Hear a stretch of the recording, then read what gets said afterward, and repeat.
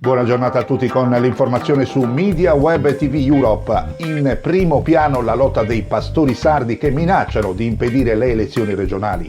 Ieri giornata campale con l'assedio ai caseifici. Presidio a Bortigali davanti alla Lacesa dove sono stati sversati migliaia di litri di latte. Fermato un camion frigo sbarcato a Porto Torres e gettato per strada il carico di carne di maiale.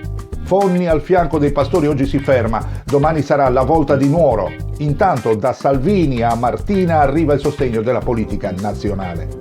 Ma andiamo a vedere le ragioni della crisi. Il piano di programmazione approvato dal Ministero delle Politiche Agricole per il 2018 prevedeva per la Sardegna la produzione di 280.000 quintali di pecorino romano, cioè la qualità che può essere assorbita dal mercato. In realtà l'industria casearia ne ha prodotto 340.000 quintali.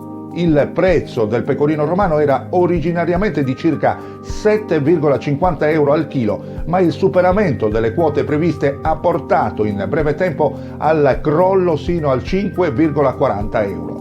Di conseguenza è crollato anche il prezzo del latte ovino, arrivato a 55 centesimi rispetto agli 85 centesimi della prima parte del 2018. Intanto per quest'oggi c'è attesa per l'arrivo del capo del governo Giuseppe Conte, che incontrerà in una visita blindatissima nel pomeriggio in prefettura le istituzioni e i sindaci.